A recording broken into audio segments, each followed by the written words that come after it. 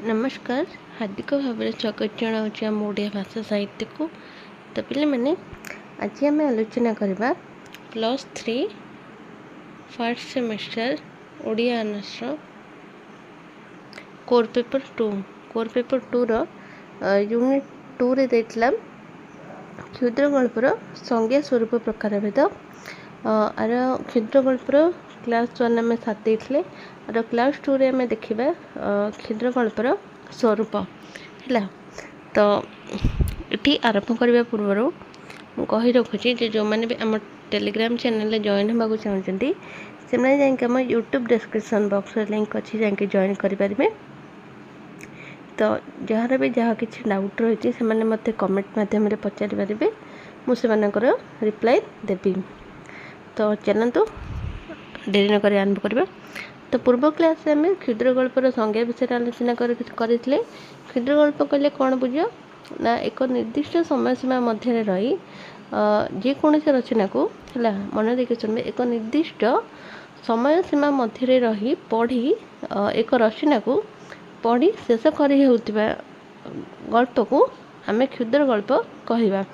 तो यहाँ साधारण मान मतरे तो आम मान मतरे हूँ क्षुद्र गल्प परिसर होती अति सरल यह उपन्यास कविता भली नुहे यार उपन्यास कहले आमर दीर्घ कविता को बुझा जाओ जपरी 200 300 400 500 ये सब पेज एगुड़ाक आम उपन्यास को क्षुद्र गल्प कौन ना अति सरल छोट आकार रचना गुड़ाक लिखा जाए से गुड़ाक आम मान मतरे से गुड़ाक आम क्षुद्र गल्प बोली कही था है। तो चलतु क्षुद्र गल्पर स्वरूप विषय आलोचना करवा।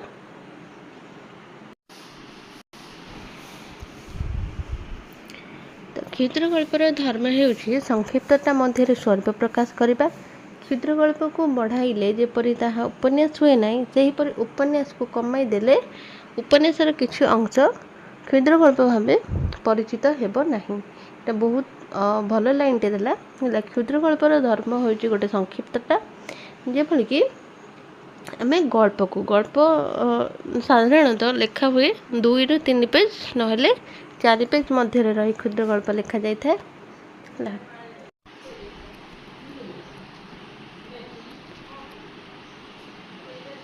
तो कौन देले ना क्षुद्र गल्प आम लिखा जाए मिनिमम 2 ରୁ 3 पेज नहेले 4 पेज लिखा जाए।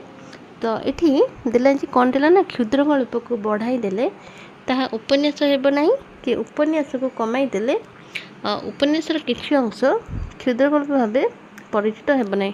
तो जदि आम क्षुद्र गल्पर है 2 ରୁ 3 पेज 4 पेज रु आम 25 पेज बा 50 पेज ऐड करदे है 50 तार उपन्यास हो पार ना। तो उपन्यास को मध्य कमाई देले ताहा क्षुद्र गल्प हो पार ना है।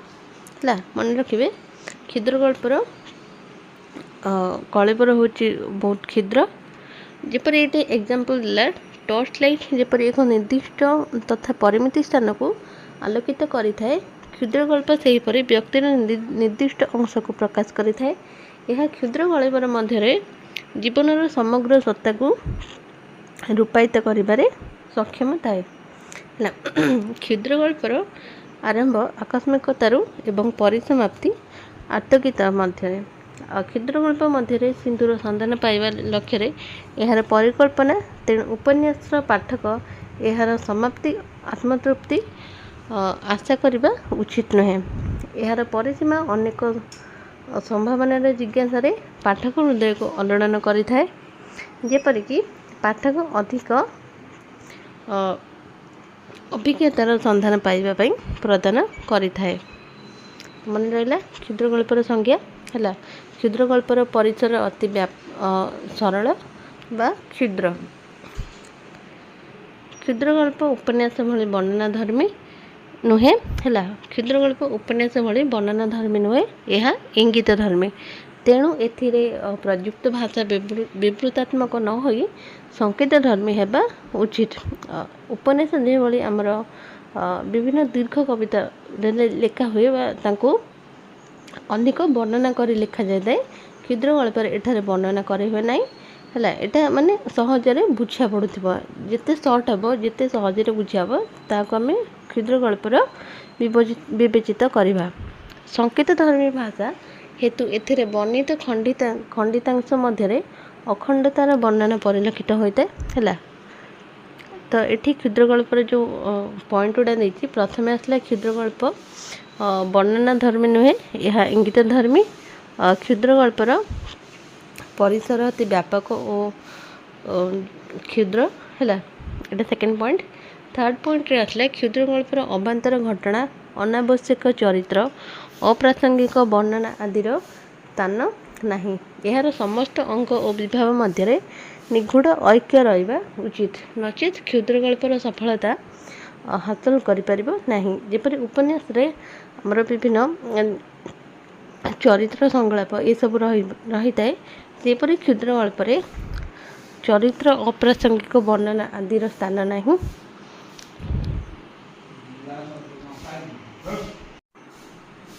क्षुद्रगल्पर लेखकर वक्तव्य और व्यक्तित्व सर्वदा प्रतिफलित होता है। तेणु एकाधिक लेखकर समभावपूर्ण गल्प गुड़िक मध्य प्रभेद देखा जाए। यहाँ फोर्थ गला। फिफ्थ आसला क्षुद्रगल्पर गद्य लिखित होते हैं यह अभांतर और गीतिमय। तेणु कहीं कहीं कथा कविता बा लाइरिक इन प्रोस नाम नामित करती।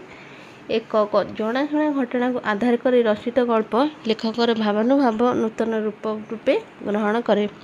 तो क्षुद्रगल्प को एठारे लाइरिक इन प्रोस नाम नामित करछंती हला।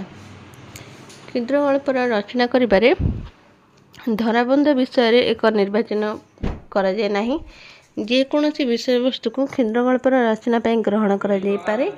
मात्र पुनश्च नामकरण गल्पर प्रकृति अनुसारी एवं सूचनात्मक हेबा उचित। एथिरे भावर गंभीरता प्रतिबिंब हेबा दरकार। एगुड़ा टिके देखिदेवे आउ दुईटा पॉइंट है। क्षुद्रगल्पर स्वरूप संबंध में यार गठन रीति आलोचना करने समर्थ। तेणु एठारे आलोकपात करा जाय पारे है। तो आज एतिकी नेक्स्ट क्लास में आम आलोचना करबा क्षुद्रगल्पर गठन रीति है। तो आज रही नमस्कार।